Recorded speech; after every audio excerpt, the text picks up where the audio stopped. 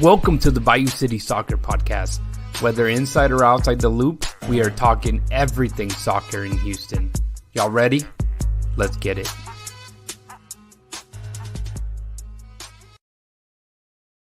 Welcome in to the Bayou City Soccer Podcast. Another season awaits us. Houston Dash kicking off the NWSL season this weekend.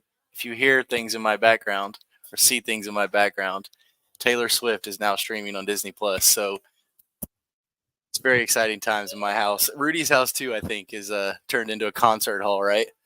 Yeah, most definitely, man. There's a concert downstairs.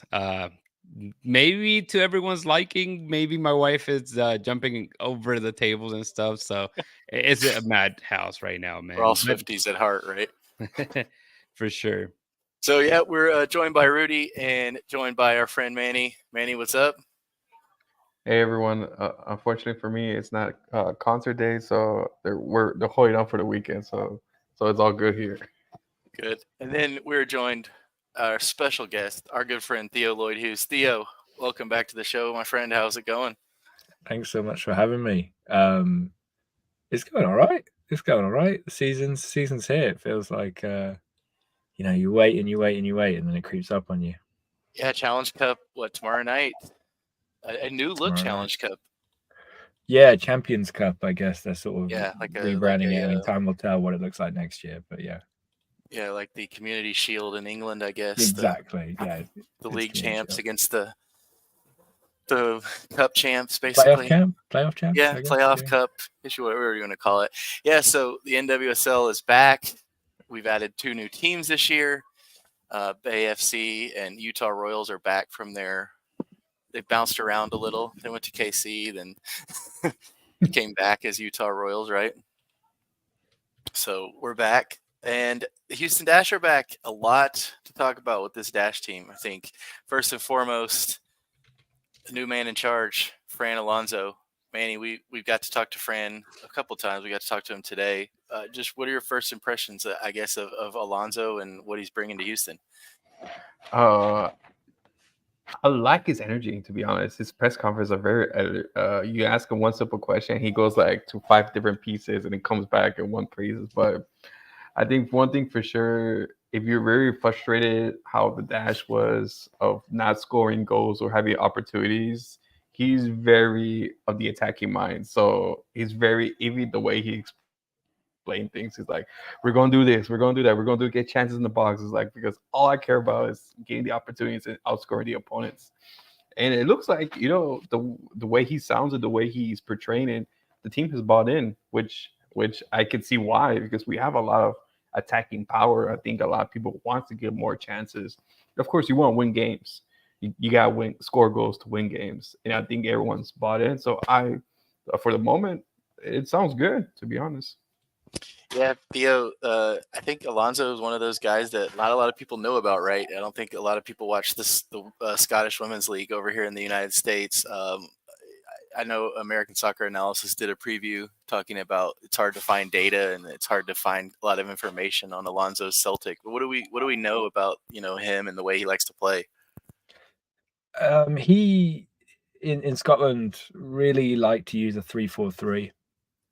He is kind of well known for having the highest scoring team in the league, creating chances by keeping the wing backs forward and almost having extended width from your defenders, which means your more forward players are maybe freer up to live in the half spaces and live in the box. And so, yeah, he's a player who's always trying to go forward, play the ball in the opponent's half, and was very good on set pieces. We don't always think of free-flowing attacking teams as necessarily prioritizing set pieces, but he had incredible numbers from set pieces, especially, crossing, getting the ball into the box, again, making the most of those wing backs in a 3-4-3. That was sort of his bread and butter. And then I suppose the other thing he's sort of famous for is taking lesser known players and making them international footballers, or then moving on to bigger clubs, especially players who maybe had been at clubs and struggled to impress, and they kind of arrived at Celtic and were able to get their careers back on track.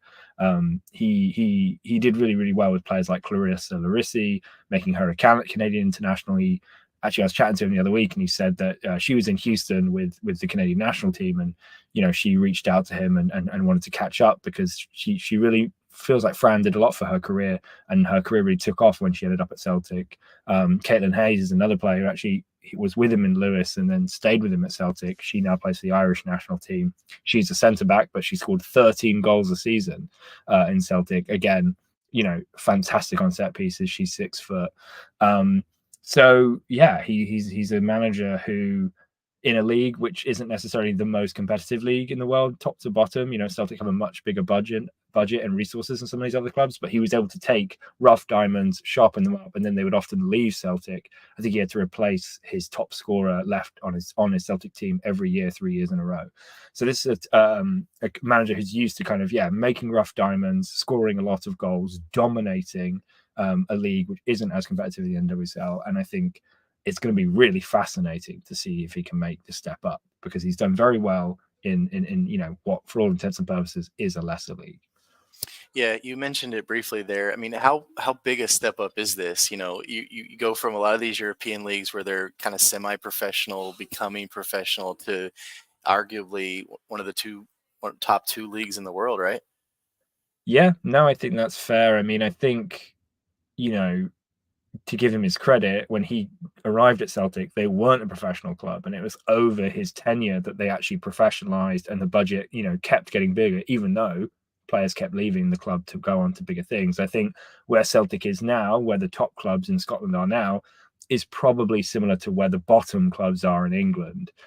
Celtic is, if they were in England, they would probably have the 10th biggest budget maybe in the WSL, maybe somewhere between 8 and 12. I really don't have the exact numbers, but I think to give people who maybe are more familiar with English football an idea, we're looking at a team that was dominating in Scotland that in England would probably have a much smaller budget.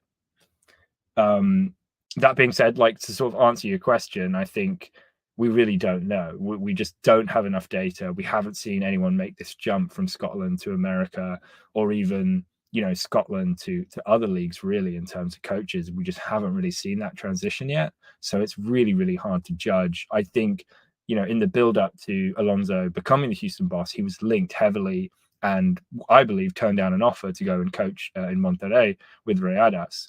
And speaking to people in the game, when I was, talking about Alonso's move, a lot of people said, that might have been a much easier transition for Fran, because Mexico, fantastic league, but there is a lot of inequality in the league. You've got Tigres, you've got Rayadas, you've got Chivas, America, Pachuca are kind of competing a little bit as well. But then after that, the budgets are not the same, and those top clubs, the Grandes as they're known, really dominate. And so a lot of people maybe saw Fran as transition to Mexico is almost akin to Scotland, even though the league itself is in a better place than Scotland.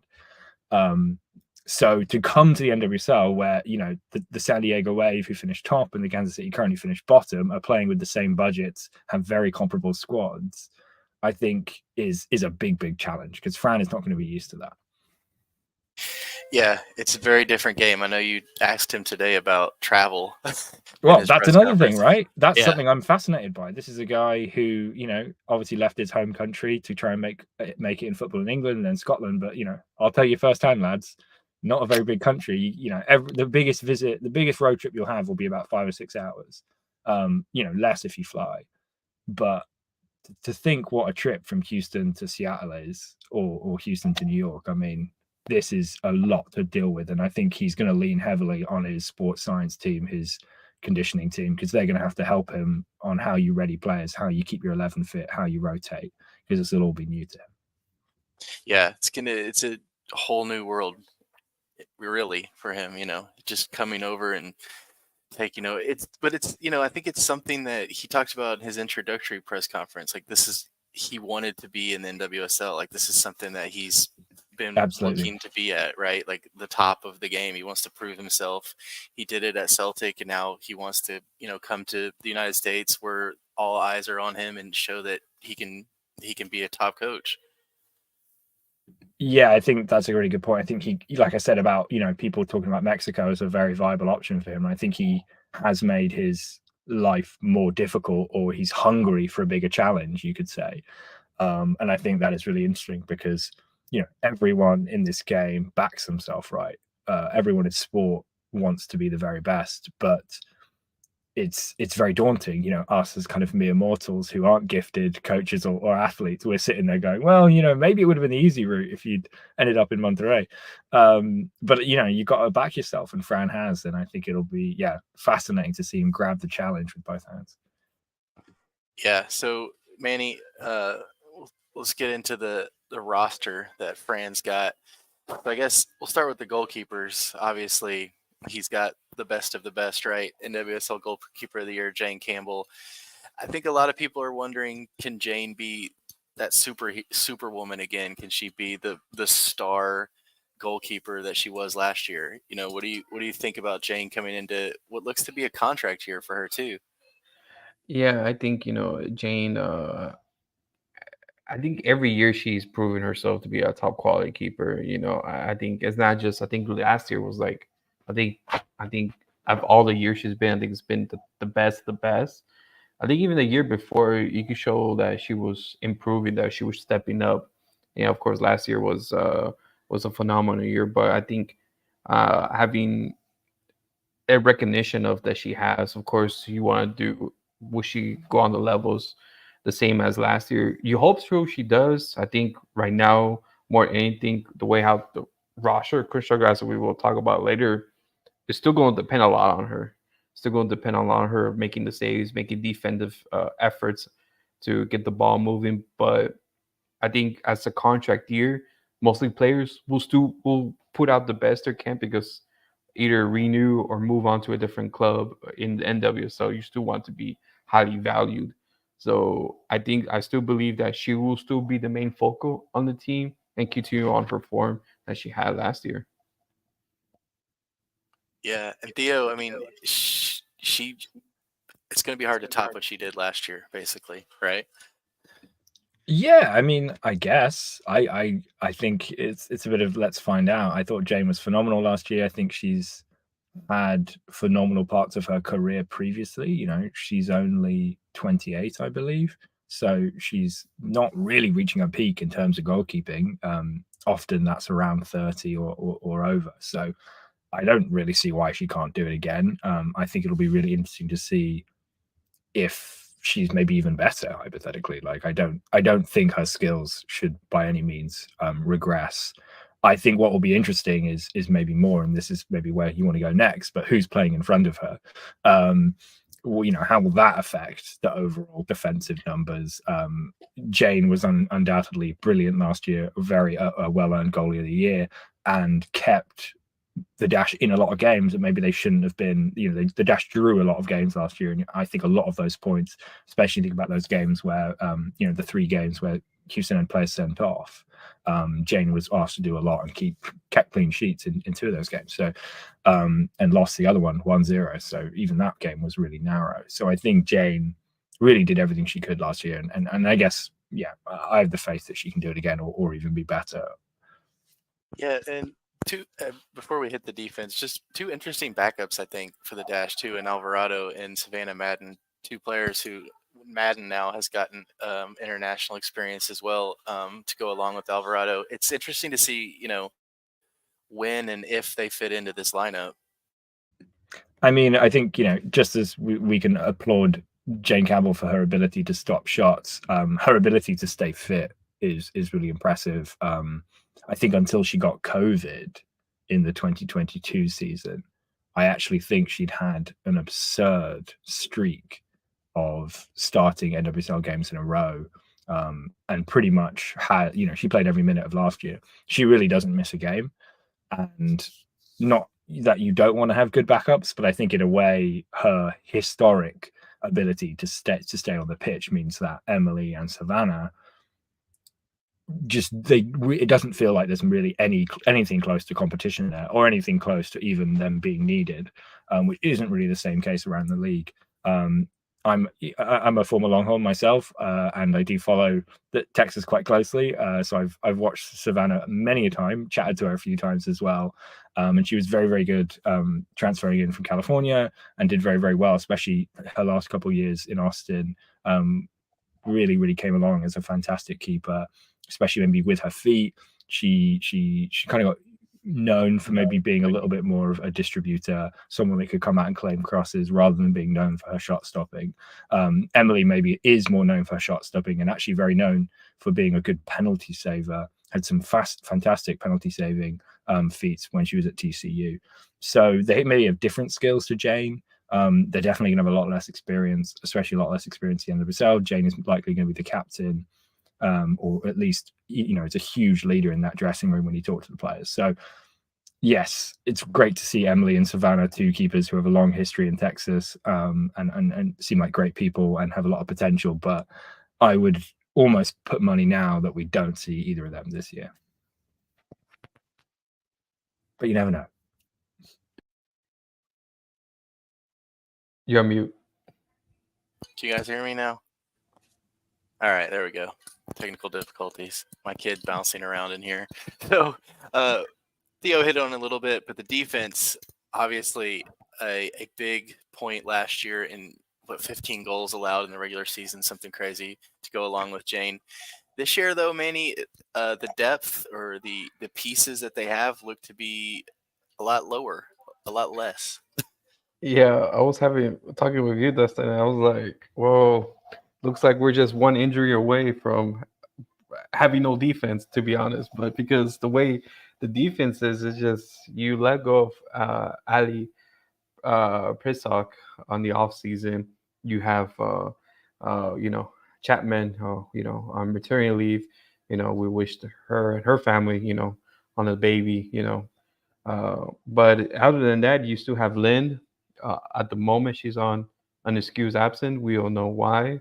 So now you live with Jacobs, Harris, Puttingham, and Soto, the new invitee in the roster. So technically, it's a good defense, but I think at the moment, like if one is not injured or one is not in form, it's like now you have a huge gaping hole in a defense where Jane will have to play like she will have 10 players on the field, but just hoping we still have 3 spots. Hopefully it's a defensive addition at least to support, because I think we can even have the idea like we were talking earlier, maybe putting Schmidt in the defense, but we still have good people. Jacobs last year was a revolutionary transitions coming from a fullback to a center back, or even the 3 that she covers a lot of ground. Even became a good partnership for Lynn rather than Prisock on the later end of the season. Hopefully something like that happens to at least someone like Harris or Maddie DeCiano on the defense, to actually someone step up for the possible, this is still a long season, the possibilities that can happen, but at the moment it's looking a little slim, to be honest. Yeah, I mean, if you think they're going to play a back 3, which I think is what we think is going to happen, right, Theo? I mean, you're looking at, you almost have to have Punsagon back there for one, and you're kind of Jacobs, Harris. Is Harris ready to make the jump? There's a lot of question marks in that back 3. Yeah, I think it's easily the Dash's trickiest position group right now, and obviously with Katie taking an absence and Alicia being on maternity leave, there are things that are sort of out of their control. That being said, I kind of think Alex Singer has had a lot of time to get some more quality in here, and Aline Rubinson is a fantastic player, but maybe not the most pressing position needed in this team, especially with Sophie Schmidt and Sophie Hurst kind of filling roles as well. It does make me think whether or not Sophie Schmidt and or Aline Rubinson and or Sophie Hurst is going to come back and slip into that back 3, just based on the position group. Jalissa Harris was a player I really liked coming out of South Carolina. Good left foot, took set pieces at college, really seems comfortable on the ball, but for whatever reason, Sam Leahy, Sarah Loudon didn't fancy her. She's still at the club, and there's a good chance she starts on Saturday. So it's really kind of step up and play time for Jalissa Harris. Kwa Soto, I guess, is a bit of a curveball. Obviously was invited to compete for preseason and has won her contract, and maybe she might start ahead of Jalissa, which I think will be really interesting. Jalissa's been in the building a year, but maybe you have a player here who has more NWSL minutes NWSL experience, and maybe she can kind of be the stopgap and replace Katie in the short term. I think Sarah Puntigam was someone I was actually really impressed with. Seemed like quite a random pickup at the end of last year, but I think especially under Sarah at the end, and even under Sam, really offered a lot in terms of experience, cool head, didn't really look phased when games were maybe not going their way, was able to really tuck in and do a really nice job on the left side of that back three that Sarah Loudon played at the end of the year. So Sarah, I think, is really well set up to be a success.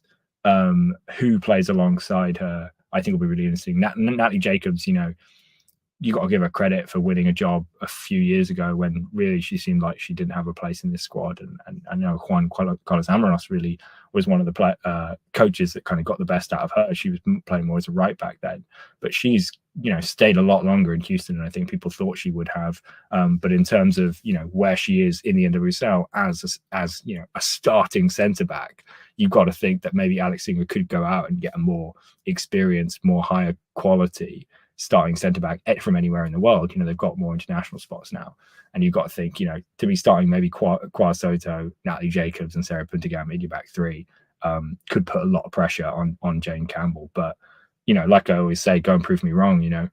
I'd love to see Kwa Soto and Natalie Jacobs show up and be two unpredictably fantastic centre backs. Yeah, I mean, surprise us, right? Like that's the thing that Yeah. you want to see. I mean, Hey, it's 11 players versus 11 players, At the end of the day, they don't play it on paper. I think one interesting thing I noticed, I got to go to the game they played against Texas, University of Texas, and it looked like Courtney Peterson was playing a little bit of that kind of left center back role. So it'll be interesting to see if she That's a kind good of where insight. she slots in, because she's very good getting up and down the wing. She's good on the ball with her left foot, but that may be a good kind of spot to she can play defense there, but then also kind of push in. No, that's a really good shout. And just kind of looking back at the roster, I know that Avery Patterson is listed as a forward, but I would expect her to start as the left-sided wing back. Not sure what's going to happen on the right side necessarily. I think it could be Michelle Alozier. And yeah, you make a great point that, right now, I think there's only 5 or 6 players listed, 6 players listed as defenders. But that doesn't include the wing backs who might be listed as forwards. So really, you're looking at sort of 6 players for 3 positions, I guess. And Courtney Peterson is sort of a left back by trade, but maybe she ends up on the left side of a 3. So yeah, that's a really good bit of insight, Dustin. Patterson Peterson is gonna. I know that's gonna get annoying this year, especially because they're like both left-sided players. Roles, yeah. So speaking of those wing backs, last season it was it was Alicia Chapman for a little bit, then she went out. But Caprice Didasco, who has long been one of the better defensive players in the league, she did a lot for this team. She left in free agency, so now that right side is pretty much up in the air. Like you said, does Alozier play there? Is Destiano ready to take a jump? And then on the left side, like you said, are they starting a rookie in Patterson? To be fair, Patterson, I think coming out of UNC, who prepare players, like they're ready for the top of the game. I really think Dash fans are going to fall in love with Avery Patterson. I think she's going to be a great pickup for this club. I think it's amazing they got her in the draft when they did. I think that's fantastic business from Alex Singer. So yeah, I think I have all the faith that Avery Patterson can start on day one and be a rookie that these Dash fans are really excited about. Yeah, Manny, we saw Michelle Alozier play kind of all over. She played as a right back. She played as up the field as a wing. She kind of played as a forward some. Do you think she slots into this system kind of on that right side of a four-person midfield in that 3-4-3? I think at this point she has to. I think it's made for her to be to this point because she has the stamina and the speed, and also I think she has the game mentality. She knows where to be in at the right spot. Because you can see her when she was in the World Cup with Nigeria, she was at the right back, but sometimes in the game she was always almost up to the other end like a winger. So she knows where to be at certain points in the game. So I think at the moment with the position and everything and literally no competition, the position is there for her.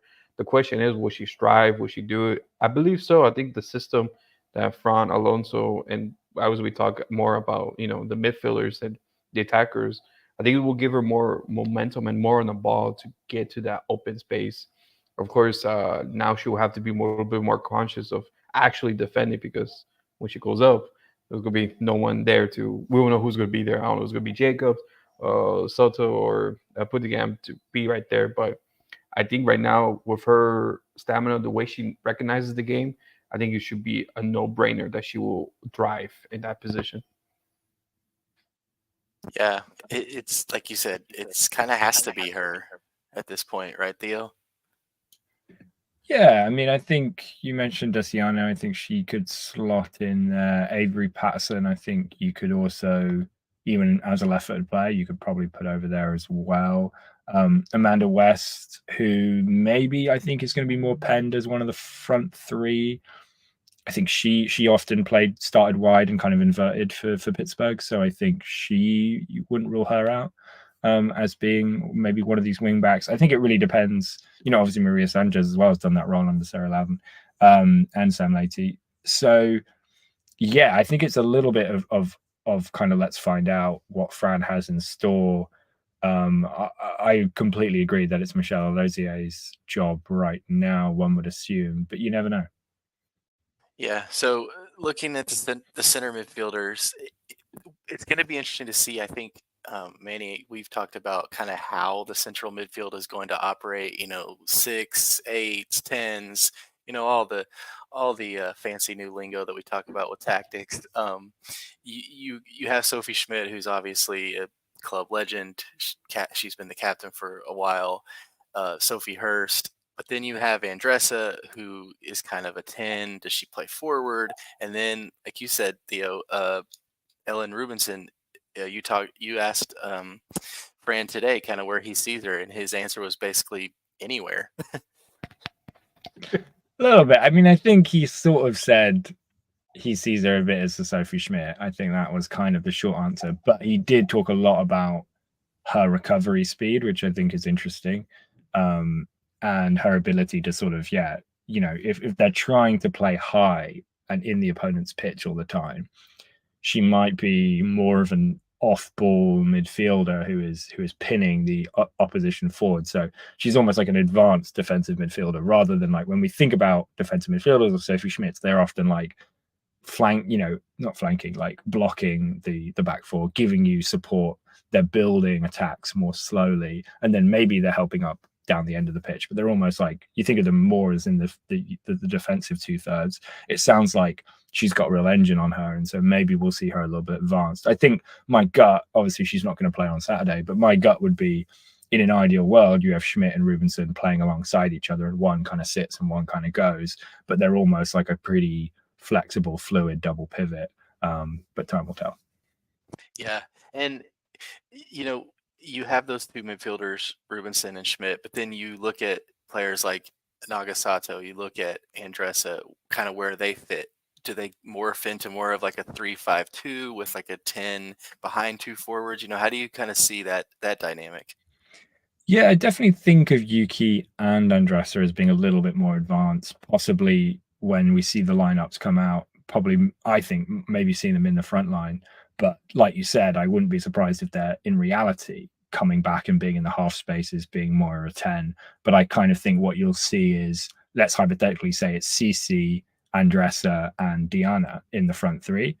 Andressa will almost be a little bit inverted back so that she's linking the play with Schmidt and whoever's alongside Schmidt in the center.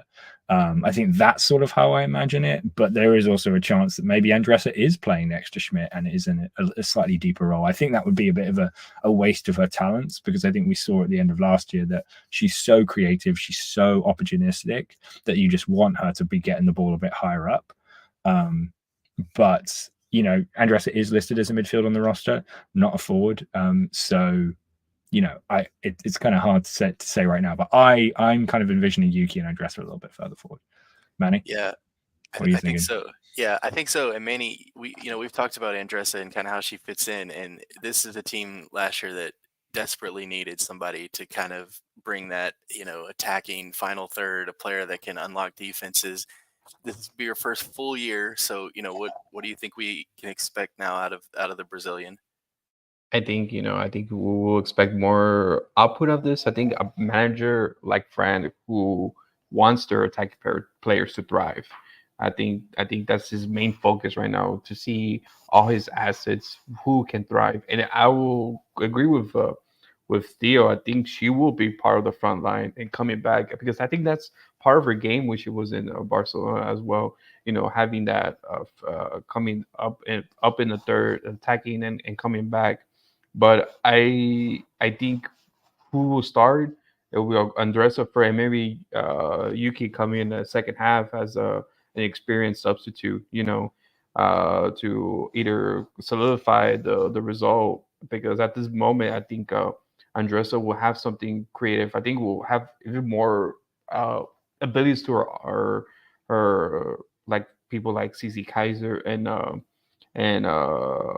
Diana to actually help her to get the space open, and maybe we could see more opportunities, either a pass or a shot that maybe last year it was kind of hard to do because everything was so crowded, everything was so kind of like unorganized. You could see it a little bit because she was frustrating to gain chances and missing opportunities. And I think hopefully this season, I think she will feel more relaxed, knowing the team better, knowing who's around her, and gain more opportunities. But I would see that as a more of a plus side to having a manager and having a preseason with the team. Yeah, and I think, it's interesting the dynamics of the whole roster when we talk about Andressa. She's a veteran. She's been around Europe. She's played in, for the Brazilian national team. And we've seen this with the Dynamo. They've talked a lot about culture and bringing in players that win, that have won, guys that have won titles, guys that have won Open Cups. And Theo, this Dash roster, there's a lot of veteran type pieces, that we're starting to see. Puntagam, Andressa, Rubinson now, a lot of these players that have kind of done the job in Europe and now are coming over here with a fresh start, and you're kind of seeing that an older, I don't want to say older, but more a veteran type roster. Yeah, especially from the internationals, right? I think that's the interesting thing. Yuki is a World Cup winner. How many of those can people say they have in their team, especially non-American ones? I think that is a huge plus. Obviously, Yuki is coming from the NWSL, but you look at Sarah, like you said, from Austria, Andressa from Brazil, now Eileen Rubinson from Sweden. You're looking at this very experienced international group who kind of have more of that winning mentality, you could say, than a lot of the players who are obviously there before and have struggled to find consistent success in Houston, or the other players signed from around the NWSL outside of Yuki who have kind of maybe struggled to have consistent success in the NWSL. So yeah, I think it's big. Like I said, I think Sarah, even in a very short spell last year, offered a bit of that, offered a cool head, showed what it's like to have played at the top level for 10 years. But I also think at the same time, to kind of maybe counter that, it is different doing it in a new group and building that culture where everyone can rely on each other and trust each other. Andressa has had her first preseason, but I know her English still isn't good. I don't think she's really speaking much yet. And it does take time. Eileen Rubinson is not going to come in and immediately, show her bronze medals at World Cups and Olympics, and everyone's going to say like, okay, let's go. She's going to take a minute to become a leader and connect with people. And I think that's the, part of the job Fran Alonso has to do, is get a team that really struggle to scoring goals. Part of the job he has to do is make a defense out of, no Caprice Tedesco, no Katie Lynn, no Alicia Chapman. And part of the job he has to do is gel, these new players who look quite good and experienced with people who don't really know them yet. And I honestly don't know what's going to happen. That's kind of like the beauty of football, but I do think it is quite a task. I don't think people should be going straight away that, we know what Eileen Rubinson is going to look like in the NWSL. It's just and what she looks like playing with Sophie Schmidt. It's like we're gonna find out if those two can play together and how they connect as human beings, as footballers, and that's it's going to be interesting to see. Yeah, and like I said, we saw this, Manny, with the Dynamo bringing in guys, Sviatchenko, Kovalchik, Bossy, these guys from Europe, and just kind of throwing them into the fire and like, hey, learn English, and hey, learn your teammates, and hey, figure out this new league. It's tough, because and we saw it with the Dynamo last year. They struggled coming out of the stretch, coming out of the gates. So we may see the same type thing with this Dash team. Yeah, as you know, as people, I think in the first 2 or 3 months, it was a headache to watch because it was like so disorganized. You have people running there, like why is he over there? Why, like he's not connecting balls. I think the same thing. We will see for the Dash. I think because now we have somewhat preseason, but you still have adding components still. We don't know who the last three signings are going to be, filling the roster spot. And so you're still adding more components as the season goes on. So there's still going to be a lot of mismatch, especially if they're international players. Like Theo said, how is they going to be integrated to the team? They're if they know English or not. Of course, it's if you know football, you know football. That's a whole language itself. But as well, I think we will have the bumpy ride as well because it is sort of a refresh of the team, a new manager trying to handle himself in a new league. We might have some results in our way. We might have some nice flares, but I think once we hit maybe a third into the season, I think we should know okay how this team is going to perform within the crunch of the season, the hard part, which is the summertime. When the Olympics comes, don't forget. Oh, that headache's gonna come in the summer, and then after that, the end of if we are in the run for the playoffs, they're extended by 2 teams, but doesn't mean that we have a bigger shot. But it's still, it's gonna be something. It's gonna be, I think if you're a Dash fan, don't overwork or to see like the results that are coming in. I think it's gonna be a process. New manager, new system, new players. It's gonna be a process, like how it was with the Dynamo. It's gonna be the same thing with the Dash. Yeah.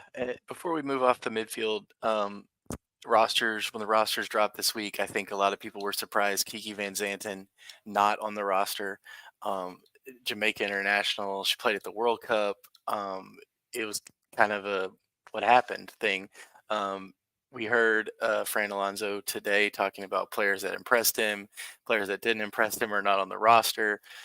What exactly happened with Kiki, we don't really know, right, Theo? Yeah, I mean, I think there's a couple of things to keep in mind. Rookies have 60 days from when they show up to sign a deal. So I think Kiki is stuck in the twisted mechanisms of the NWSL. And, part of that's, I guess, on her and her agent, her representation. Part of that is on the club. The club is not sweating to get a deal done because they have this 60-day window. So it's not like she can go and sign somewhere else. At the same time, I think it's kind of disappointing. Again, I don't know enough about what's going on to know if it's her people or, Alex Singer at the Dash, but to not have a player active and registered by the first day of the season who seemingly you want to keep and you spent $120,000 to move up and get is kind of just like bad admin. It's just kind of like, what's going on here? Just seems like it's not very organized. And again, I don't know enough about the deal, so I don't want to speculate if that's on her side or on the club side, but it just seems a bit weird.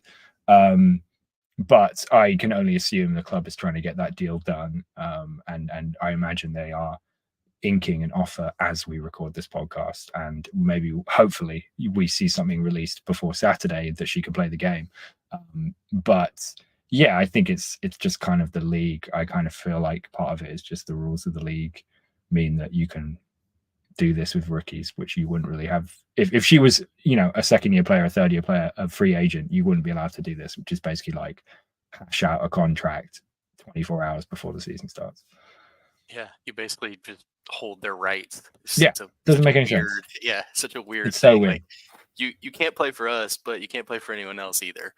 Right, and that's probably, I don't know enough about it, but maybe that's a negotiation tactic from both sides, right? It's like I imagine it's everyone's in good spirits, and Kiki's very excited to start her career as a Houston player.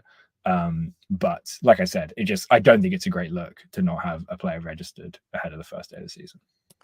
Yeah, so one person that is registered as we go to the attack. Cece Kaiser back in Houston, where she started her pro career back in the day. Nichelle Prince traded to Kansas City. Cece Kaiser comes back to Houston. Kaiser's one of those interesting players that, she's younger than Prince to begin with, but she kind of plays all over the front three, right? Like she can get into the channel, she can run at players, she can make defenders miss. Theo, she's a very interesting piece in this Fran Alonso super attack type offense, right? Yeah, I mean, I think you could argue she's one of the steals of the kind of NWSL offseason. Fantastic player who, we talk about NWSL experience. She's still young-ish, but she's put a lot of good tape on in the league, especially the last couple seasons in Kansas City. She went to the 2022 NWSL final with Kansas City, was absolutely integral to that team, put on even better numbers data-wise, advanced metrics-wise last year. This is a player who just constantly creates chances for other players, receives the ball in advanced positions almost better than many, many, many other players in this league. I think obviously Dash fans already know her. I think they'll really like her, but she's very, very effective. She's tall, she's athletic, but she's got great touch and she can link the play. And she's very, very good at kind of appearing at the back post, ghosting past people, and obviously has really good height. So yeah, I think she's really, really underrated in a way as a kind of really useful, effective forward in this league. And I think she'll be really, really important to kind of connecting play and being a target woman who is technical and good with her feet and can kind of possess the ball, which is obviously what the Dash want to try and do this year. I think it's a great signing. Obviously, emotionally, I think losing Nichelle was really tough for a lot of people in Houston, and I can totally understand why when she was a club legend. But for the system, for the type of player they got in return, I think as a deal, it sort of made sense. Yeah, Manny, I mean, we've talked about a lot about Kaiser and what she kind of brings to this team. She's a big addition. Yeah, I think people, saw the negativity of the deal. Well, quote unquote negativity. I was losing someone who's been at the club for majority of her career, which is Nichelle Prince, training for CC. But I think there's a lot of upside. There's a lot of upside to having CC here, because her dribbling, the way her makes of to get herself open, passing defenders to create chances and make chances for other, and having that one-on-one. I think I remember maybe the Challenge Cup was the last year when she just destroyed the Dash defense on one of the games. That was just like, well, if we had a player like that last year, I think we could have done something, But I think her ability, her speed and just to get through the defense, I think that's something, words cannot describe. Like, okay, this player is something. This player can do something in this league. Who, maybe she's not the top winger or top forward, but when she's on the field, she could do something at least. And that's what you want. You want a player that has that ability to, like, in a moment can change the game. And all you need is that one play and the one chance, and that could make the difference for you. And sadly, Nichelle Prince last year, she suffered a lot of time injured, and we missed a forward player because of that. And now someone like CC to make the difference for us.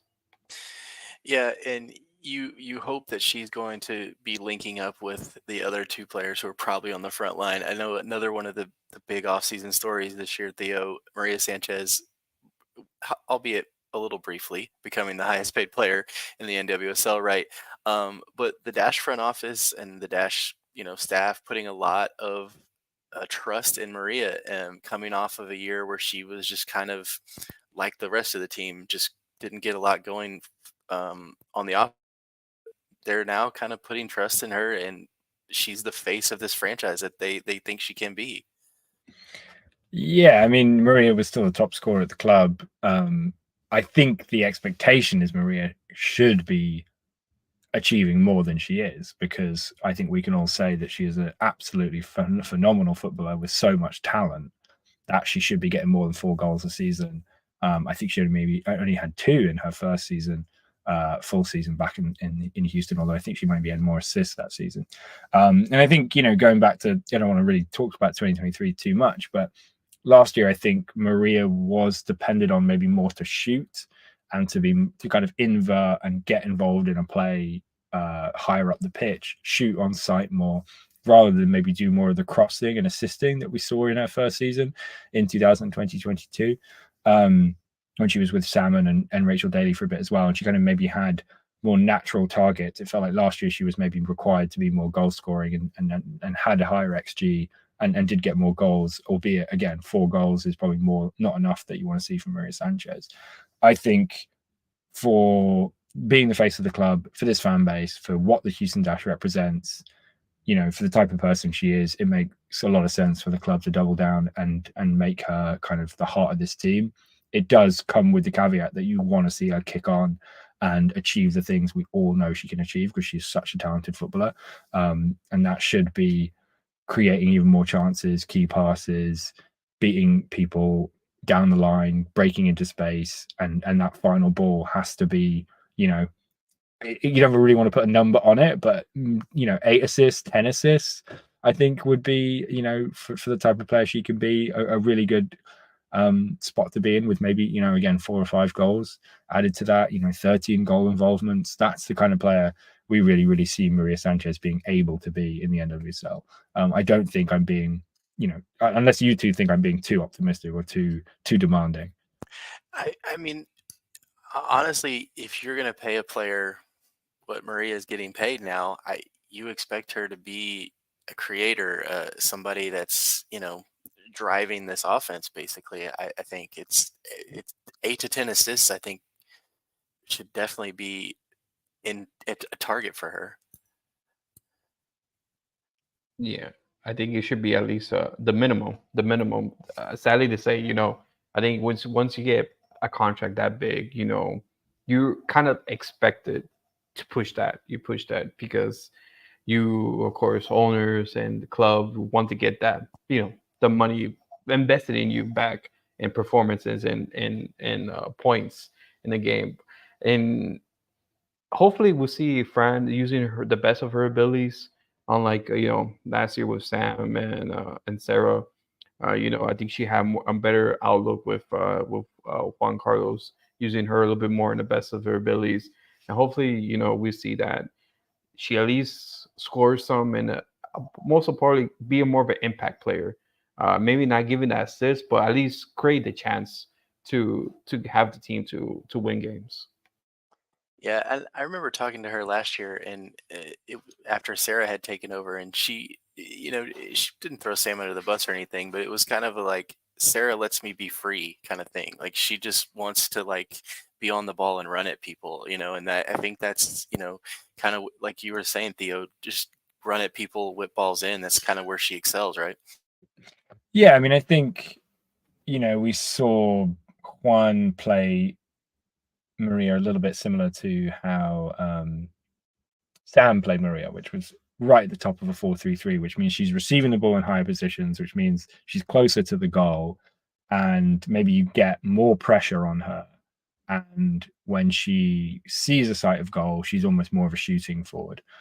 Sarah always kind of had Maria a little bit further wide, starting from a more advanced position, and what you had was almost like a lopsided 5-2-3, and Caprice Dydasco was on the right hand side, but she was kind of able to invert in a little bit, which meant Maria basically had free roam as the back three became a back four when they were defending, or pushed up to be a back three when they were pushing on.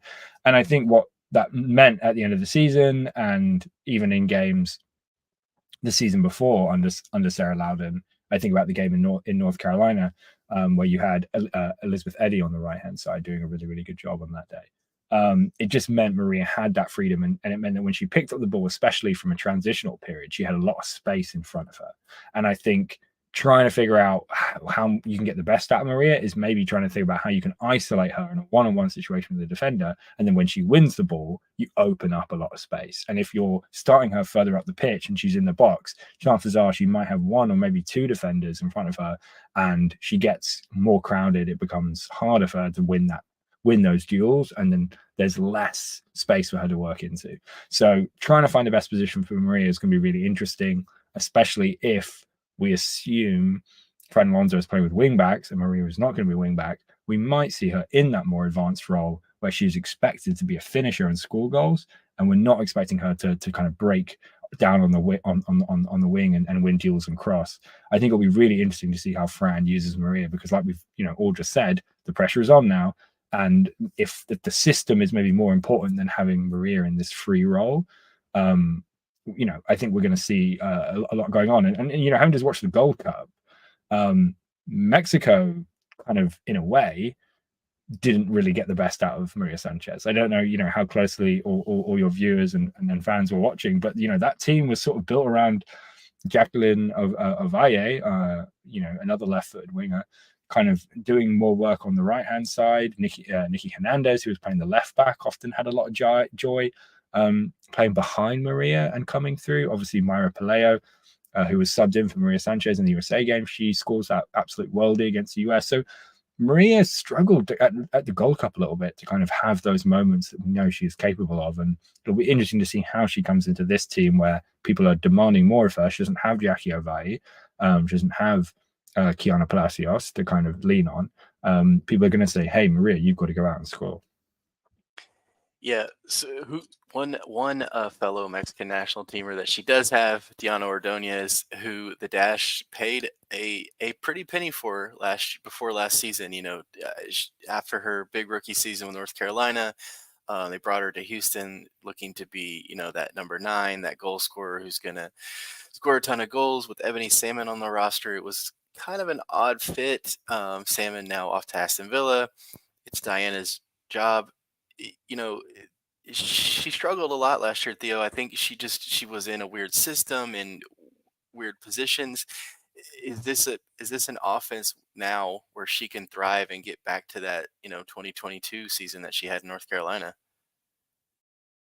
Yeah, why not? I mean, I think we've all said Fran's going to kind of really, really emphasize attacking football. We're going to see more bodies get forward, and I think that should really help Diana. I think last year she had 3 goals off 3.8 xG, so 0.8 xG under over the season isn't great, but it's not terrible finishing. I think it shows that the chances weren't there. Diana's maybe biggest issue was that she wasn't getting in the positions, or the tactics weren't letting her get in the positions. It's not like her finishing dried up overnight. So all that is to say is that I think it's going to really rely on what kind of positions you can get Diana in. Again, if we maybe are expecting a Maria Sanchez who's going to be finishing chances rather than making chances, maybe we won't see Diana get the kind of combination play, or maybe Diana's going to be knocking the ball onto Maria Sanchez. Maybe she's going to be more of, a battering ram number 9, a false 9. I think that the jury's out on, 1, how Diana is going to be used, and 2, how she settles in Houston, because I think this dream move of coming back to your home state, being able to play close to the family, a club paying a transfer fee for you and being very excited to kind of have you with your Mexican national team compatriot, it didn't really play out. And I really feel for Diana, because she's an amazing competitor, amazing person, amazing player. But, sometimes that happens in football. It just doesn't work out. And so I think it's a big, big season for her in terms of pressure, in terms of responsibility. And yeah, I can't tell you what her role will be just yet, but definitely getting more than 3 goals would be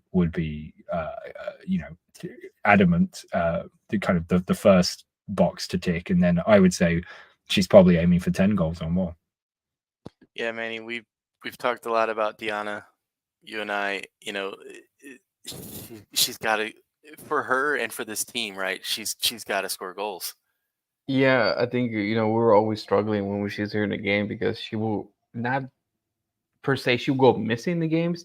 I think she was trying to do more to get on the ball. You saw her maybe at first up in the front, but she will come to the 10th position or even lower just to get the ball and start the attacking play. And it's like by the time the ball is already on the final third, she's trying to run back to get in position. And it's like, it was hard for her to get the ball, get the chances, but hopefully this season that's out of the question. The ball will get to her where she needs to be, and hopefully she will have the confidence. I think at the point, when you score three goals and had a chance, you might lose confidence a bit, but doesn't mean your ability will go down. But hopefully, with Fran Alonso, I think will give her the confidence. Okay, you don't have to worry about this. All you gotta do is just be there and shoot and score, and I think that will be for a striker. That's all you want to hear. You just want to make sure that you're supported by the manager, that you will get your goals and you will do your job. And I think right now, I think she wants to recuperate from the last year and try and exceed. I think, as we know, even the Gold Cup, she wasn't really used as much. I think she wants to I think, because I think her confidence was hurt a bit. But I think hopefully with the new manager and the new tactics, I think she could regain her form and get a better 2024. Yeah, so before we wrap things up on this episode, the full Houston Dash episode, obviously make sure you check us out, BayouCitySoccer.net. We have a bunch of Dash preview stuff up this week already. We'll have the previews and recaps and everything of the game. Theo, where can everyone find you before we get into our last few questions? You can find me on social media as at Theo Lloyd Hughes, TheoLloydHughes. It's on the screen. No, over there. And yeah, I run a website newsletter called squaddepth.com. Come check it out. Come hang. Come be part of the community. I also write for the equalizersoccer.com and Soccer America. Do a weekly column over there as well. And yeah, I'm kind of everywhere I'm trying to be. Yeah, if footy is happening, Theo's probably around. So before we wrap the show up, last year I remember we did a big Dash preview. We had Theo on the show, and oh no, what did we say? I think it was Joey, Manny, you and I. I can't remember what our predictions were. Well, I don't remember exactly the predictions, but I remember me, Joey, and Manny were very high on the team, like going over. I think you asked us would they get more than 43 points or whatever they had in 2022, the year they got in the playoffs. I think it was 36 maybe. Yeah, maybe that was it. But we were all like, oh yeah, 4th in the league, 3rd in the league, and you were kind of like, oh, I don't know. You tried to rein us in, but we weren't having it. Now, coming into this year, I feel like the expectations are a lot lower. So a couple of questions. Where does this Dash team finish in the table? Who's the leading scorer, and who is the MVP for the team? We'll start with you, Theo, as the guest. 9th, I'm going to say, out of 14. So 9th out of 14 is better than 10 out of 12 last year. So I am saying an improvement. 8 teams will make the playoffs this year. So remember that as well. So 2 new playoff teams. That makes that a little bit easier. But I kind of feel like the Dash are going to be maybe in that unfortunate spot where they're just outside once again in a league that is very, very close. Top scorer is a really hard one. Like we've said, there's a lot of attacking talent, a lot of top players on this squad, and you could really see the goals being shared around Cici, Diana, Andressa, Maria.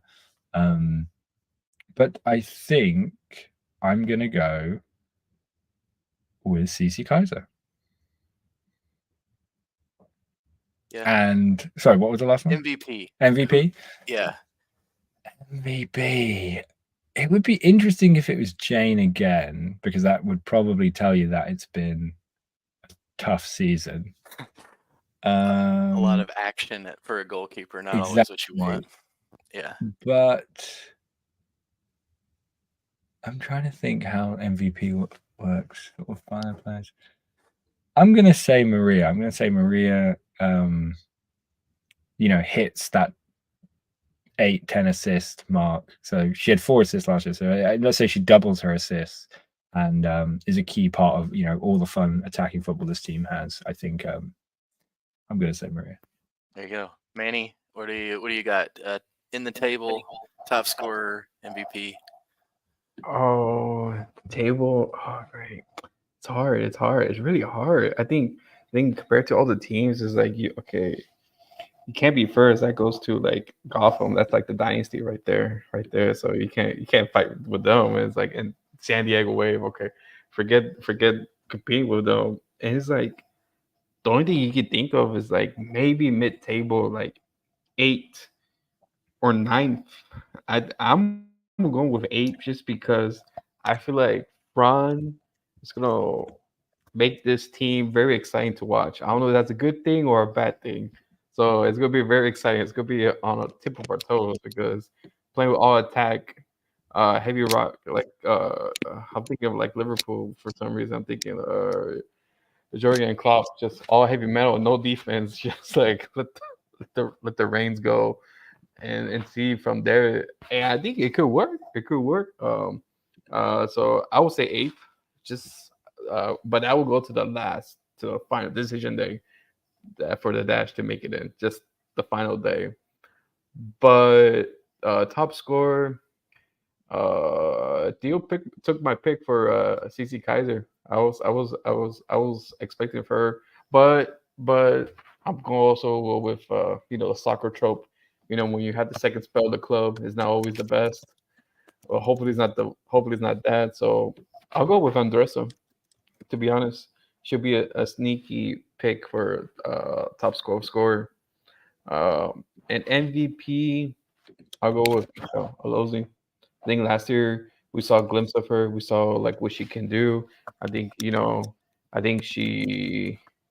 I think unexpectedly, I think we knew what she had, but we didn't took it like I think we didn't took it for real until last season. And I think this season, I think this formation is going to be best suited for her. And I think we will see her thrive and offer a lot of chances and maybe get double-digit assists. That's my prediction. Yeah, I'm kind of right there with you guys. 8, 9, 10-ish range. I'll say 10th just to be different. Since you said 8, Theo said 9th. We'll go 10th just to be different. Yeah, the league it's gotten so good. Even the two expansion teams look to have some star power. Bay has gone out and spent some big money, brought in some players from Europe. So it's going to be tough for top scorer. I'm going to throw out that Diana has a bounce back season. She scores about 9 to 10 goals, leads the team. And MVP, it's hard, like you guys said, it's hard to know. But I feel like Jane, I'm picking them 10th, so I'm obviously thinking they're going to be on the back foot a lot. So I'm going to go Jane again. Jane has another big season. Maybe she gets pushed up the USWNT depth chart a hair. Maybe get some action this season. But yeah, it's tough with the players they have, kind of to see, and we don't really know like how when we see that first lineup come out on Saturday, kind of what how they'll play, what they'll play like. So before we wrap it up, Theo, any last thoughts, comments that you have as we head into this brand new pulling the bow off this NWSL season? I mean, what I'd say is obviously just follow Bayou City Soccer. You lads do a great job making sure Houston football fans, soccer fans can know more about their favorite team, and I think that's such a fantastic gift and insight to offer. So keep up the good work, I would say. Enjoy it. I think another thing I'd say to people is the NWSL is a fantastic league. Go get out to the stadium, go to games, enjoy the revelry and the festival of it, and support the team really hard and don't get too bummed out if it doesn't go your way. Yeah, just try and enjoy it. Football, we get kind of bunged down in winning and losing, and I know Houston has had a couple of good things here and there, and otherwise it's been kind of a tough 10 years. But try and get lost in the stories, get lost in the goals, get lost in the players, and yeah, follow the league, and it'll love you back, I guess. I think yeah, it's a fantastic league and a fantastic team, and it's a lot of fun. And yeah, I'm hoping it's going to be a really, really fun season, I guess is what I'm saying. Yeah, a long season. NWSL, MLS, long seasons, the dog days of summer in Houston. It gives us something to keep our mind off 108 degrees or whatever it might be out there. But yeah, so big thanks to Theo for joining us. Obviously, check him out on social media, Theo Lloyd Hughes. Check out all his work. Big thanks to Manny and Rudy for kind of producing behind the scenes back there. He was quiet, but that was fun actually. Just messing around, Rudy. listening. Some great photo slideshows going on. Thank you, man. I tried. Big thanks to everyone, Manny as well, for joining us. You can check us out at Bayou City Soccer on all your social medias, BayouCitySoccer.net, and we'll see you out at Shell Energy Stadium very soon. And till next time, see you later. Houston!